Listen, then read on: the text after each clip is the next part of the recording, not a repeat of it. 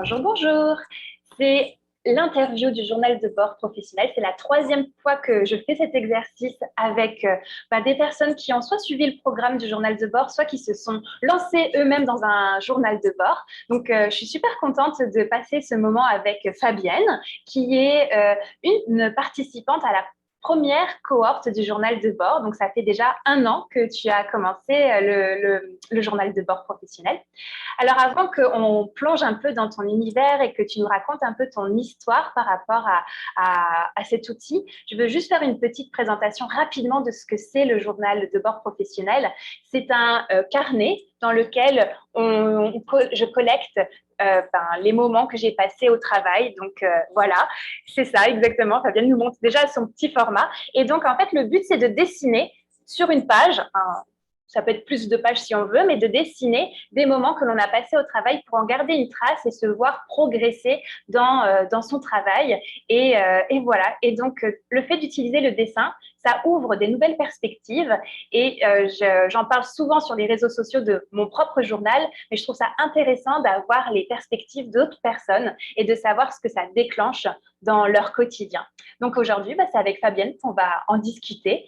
Et moi, je commencerai tout de suite avec cette question. Pourquoi toi, tu as eu envie d'en commencer un des journaux de bord?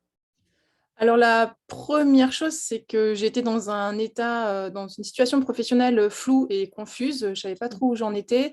Je venais d'avoir un petit garçon. Je voulais reprendre le travail, mais j'avais changé. Je ne vivais plus dans une capitale. Je voulais m'installer à mon compte.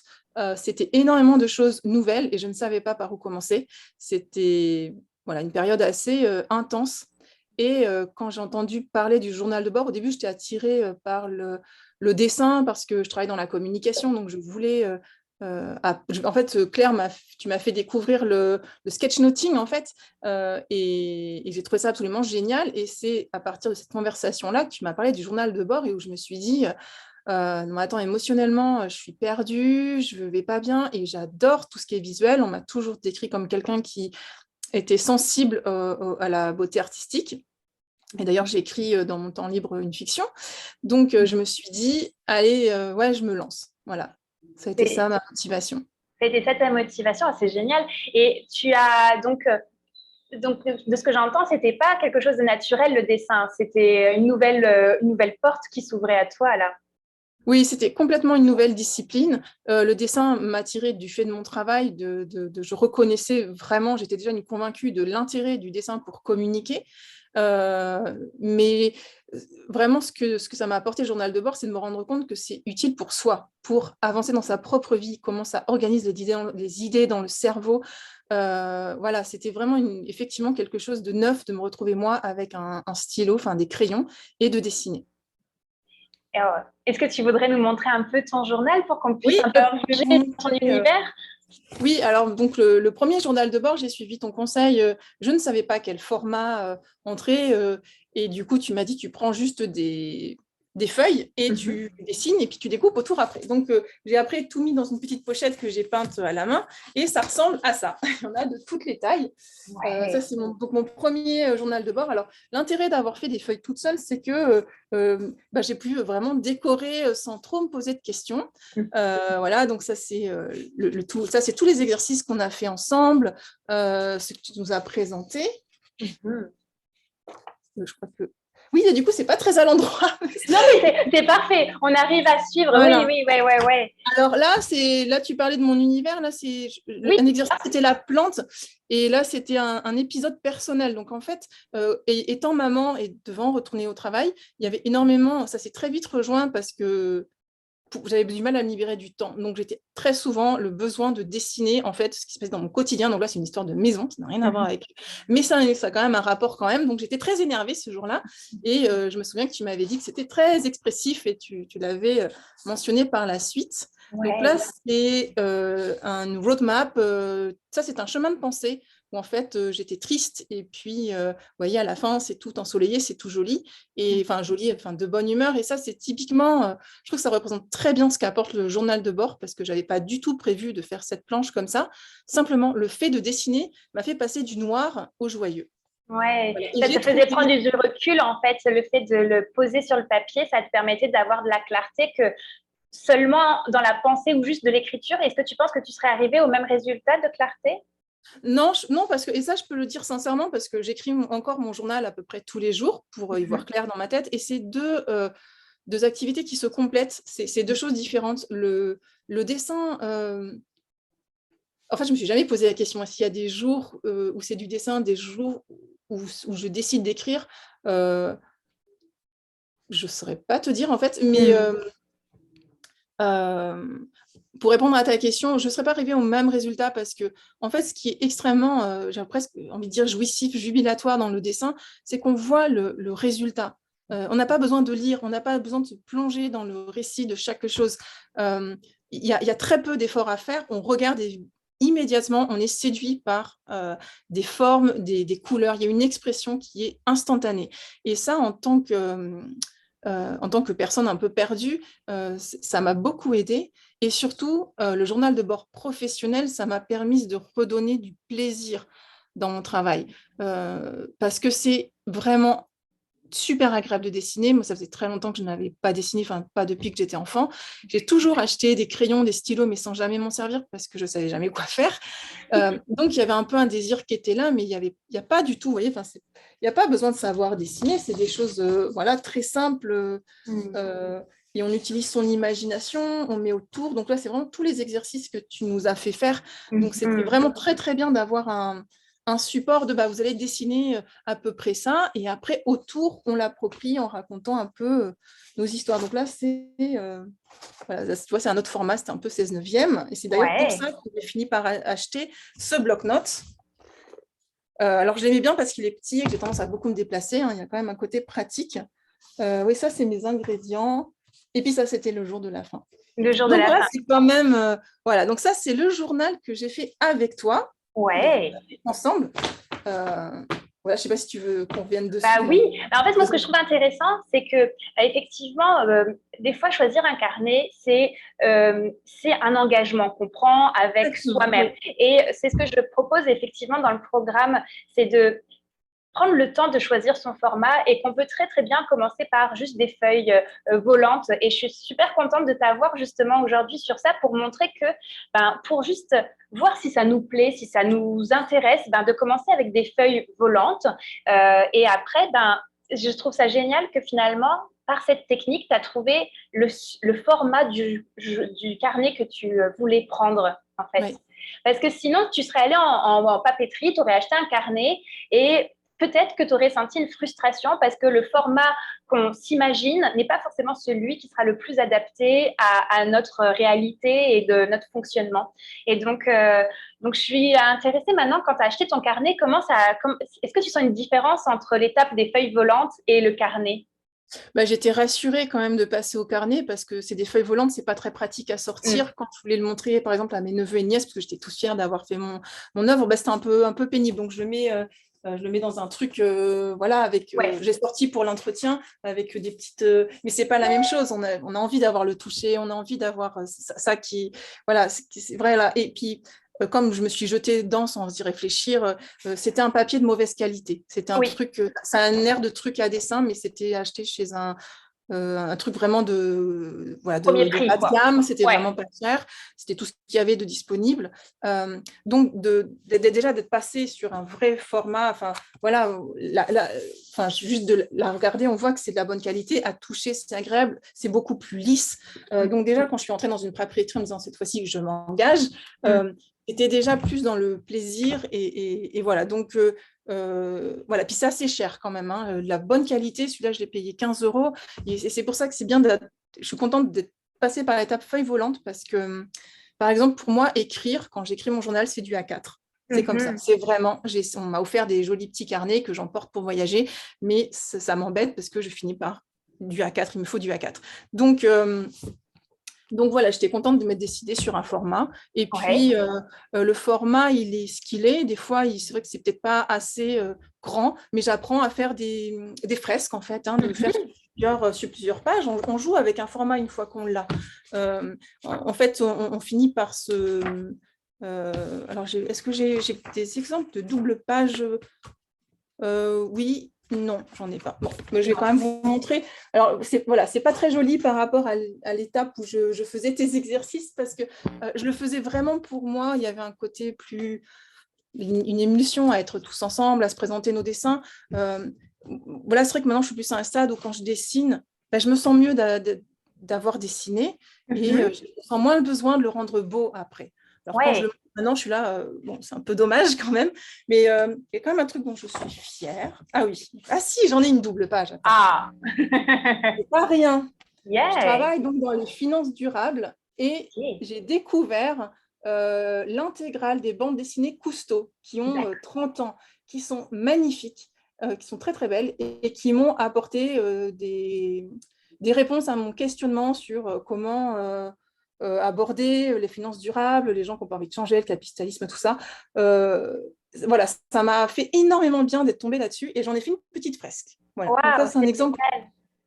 Voilà, donc là, c'est un jour où je me suis sentie heureuse et là, je l'ai fait joli, je me suis appliquée. Et ça, c'est une autre fois où là aussi, euh, c'est Jane Goodall. Et donc là, il y a beaucoup d'écrits. Hein, Mhm. et en revanche, j'étais très, très contente. Je l'ai fait vraiment à main levée, son visage, à partir d'une photo sur Internet. Et je trouve que ça lui ressemble. Donc, j'étais très fière de moi. Ah, Voilà. c'est ça que je trouve intéressant, c'est que maintenant que tu as donc défini ton format, que tu as réussi à te l'approprier dans un certain sens, parce que maintenant tu y greffes aussi des choses que tu as lues, tu mets aussi des synthèses de choses qui t'ont intéressé et pas uniquement ton évolution dans le travail avec les émotions, les ressentis. C'est vrai que c'est quelque chose que j'appuie beaucoup dans le programme, mais là, on peut aussi y greffer des choses qui nous plaisent en fait. Tu sais, Mhm. là par exemple, tu as eu une lecture coup de cœur, ben, tu l'immortalises dans ce journal parce que finalement, ça met déjà des petites graines peut-être pour la suite de tes projets en fait, et de s'offrir ce temps-là pour y laisser une trace. Je trouve que ça nous laisse aussi une trace à l'intérieur plus profonde que Tout à fait. simplement. Ah oui, oui. Ouais. Incontestablement. Et puis encore une fois, ça aide à reconnecter avec le plaisir au travail parce qu'en fait, c'est des choses qui étaient de l'ordre, c'est des plaisirs lecture, des plaisirs, c'est pas mal, des lectures plaisirs Oui. qui étaient quand même importantes pour mon travail parce que c'est un peu angoissant, le changement climatique et tout ça. Et, euh, et ça reste quand même du plaisir tout en étant du travail. Ça, Ouais. c'est ça qui était vraiment ouais, important. Et donc maintenant, est-ce que tu as une routine particulière à remplir ton journal? Comment tu l'intègres dans ton quotidien? Alors, je ne suis pas un très bon exemple actuellement parce que je vis une très grosse frustration à niveau digital. Je me suis acheté Ok. une tablette que j'adorais et qui a cessé de fonctionner. J'avais celle que j'avais mise sur LinkedIn. Oui. C'est une tablette graphique avec la fonction papier, ce qui permet de relaxer les yeux. Parce que le journal de bord, c'est vraiment chouette, mais j'ai un besoin quand même de partager. Hmm. Alors, ce n'est pas forcément sur le moment, parce que c'est vraiment quelque chose d'intime, mais parfois, quand il y a un joli dessin, je me dis, bah, je pourrais le récupérer, j'aimerais bien le récupérer pour mon travail. Et c'est en fait un processus, la digitalisation, qui est vraiment qui fait mal au crâne, qui est décevante et voilà, qui est difficile, mais c'est comme ça, c'est mon métier, donc je m'accroche.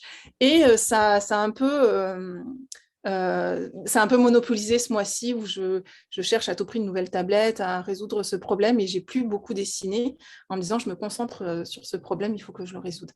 Donc, Ok. désolée, je réponds pas trop à la question, mais quand même l'importance de la digitalisation, c'est une problématique auquel des nouveaux venus risquent d'être confrontés, hein, parce que peut-être qu'ils vont Mhm. avoir aussi envie de recycler.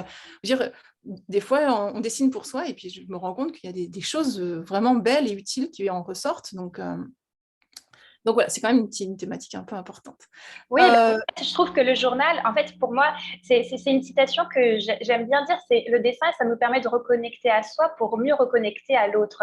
C'est vrai que le journal de bord, c'est d'abord une pratique de soi à soi, mais après, on peut en extraire des parties pour en faire un projet, pour pouvoir en faire une communication, pour en faire ce qu'on a envie ou besoin de partager au monde.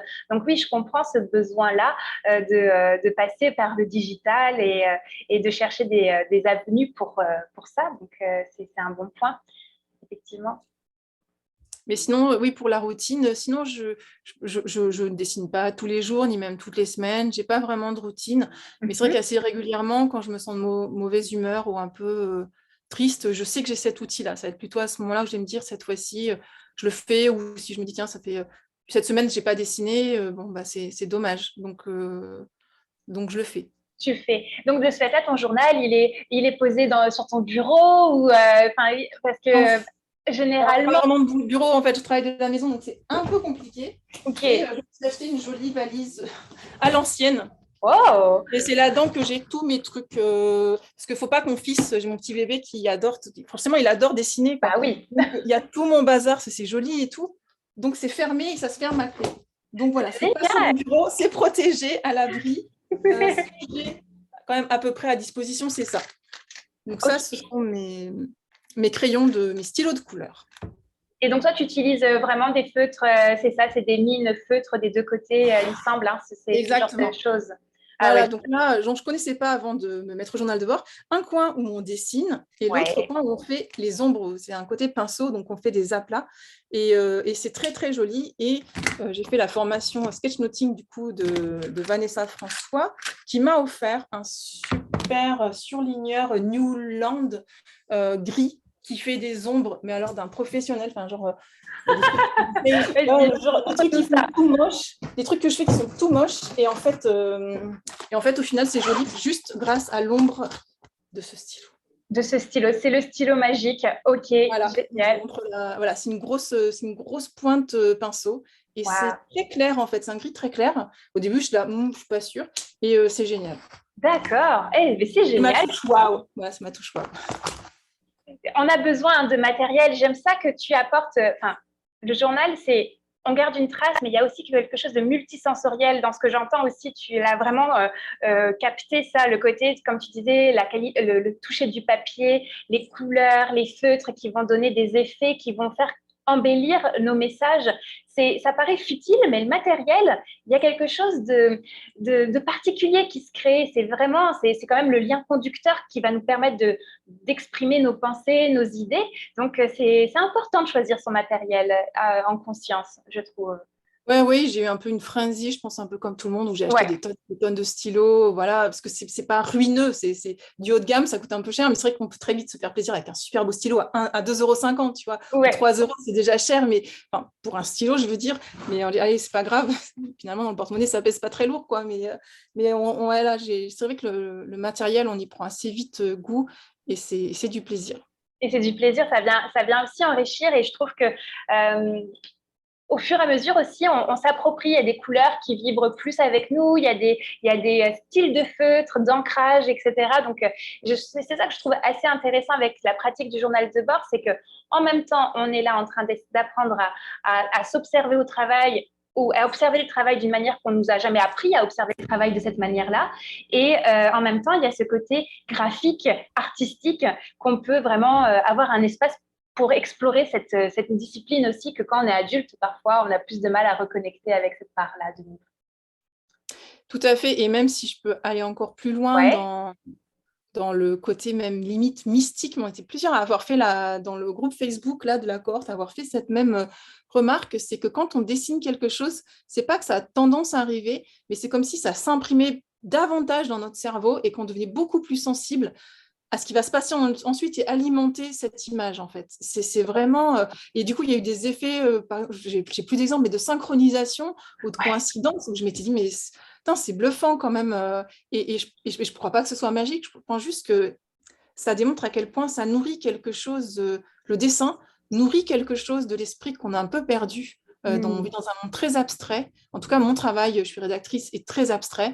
Et ça répond à quelque chose d'assez profond et d'assez essentiel, bien plus que je ne l'avais pensé.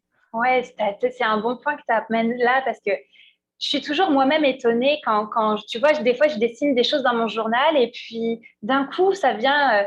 Il y a quelque chose dans ma vie professionnelle qui s'aligne totalement avec ça et puis tu es là, tu fais wow, wow, c'est quoi ça? On a tant de pouvoir sur notre destin, peut-être.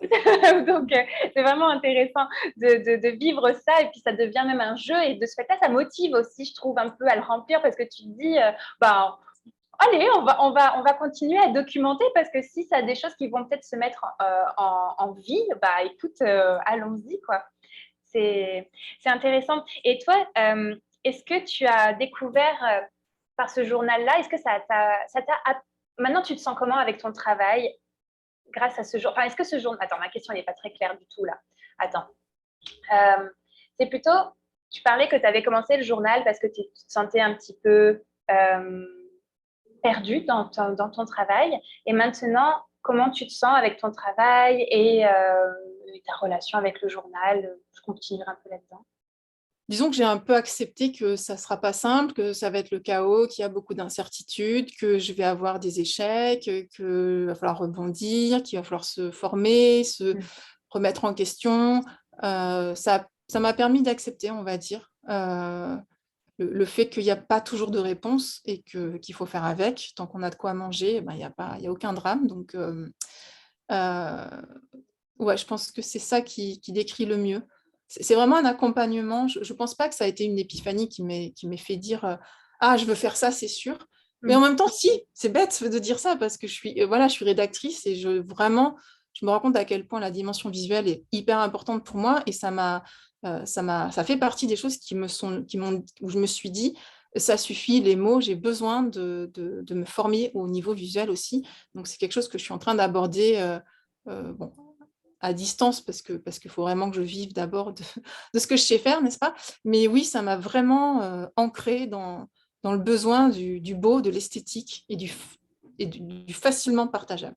Du facilement partageable, ouais, ouais. Mais ça, je trouve ça génial parce que toi, t'as un métier plus dans les mots et des fois, on a une tendance à mettre un peu en chacun les mots, les images. Mais je trouve qu'en fait, il y a des mariages à faire entre les deux. Il y a vraiment des Absolument. ponts de communication et que des fois, moi, je sais, hein, les mots, je suis plutôt du genre à dire non, mais je sais pas bien écrire, je trouve pas les bons mots. Je suis plutôt dans la case visuelle. Je me suis toujours mis plus dans la case visuelle.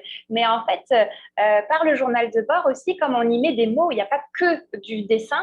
Ben, en fait, on fait des ponts entre les deux et finalement, c'est un mariage qui se fait et je trouve ça intéressant parce que aussi bien les personnes qui sont plus mots peuvent se réconcilier avec le dessin par cet outil-là, en fait. En fait, moi, je suis désormais convaincue que l'un ne devrait pas exister sans l'autre, surtout à une époque digitalisée où il y a beaucoup de facilité. Mais voilà, je travaille dans les investissements durables, donc le monde des investissements, c'est quand même d'une lourdeur académique absolument qui freine à la démocratisation d'un savoir qui crée ensuite de grands excès, quoi, le fait que ce ne soit pas démocratisé. Donc, je suis vraiment une convaincue que c'est un outil pédagogique absolument formidable et qui peut apporter énormément à nous, humains, à notre planète, dessiner un arbre, c'est pas la même chose que le décrire, c'est deux travails différents, mais il y a une appropriation qui est encore une fois plus immédiate et qui est limite de l'ordre de l'enfance, mais au bon sens, Ouais. ou du contact direct, du réel. Ouais, Ouais. j'entends beaucoup dans tes mots le côté réel, en fait.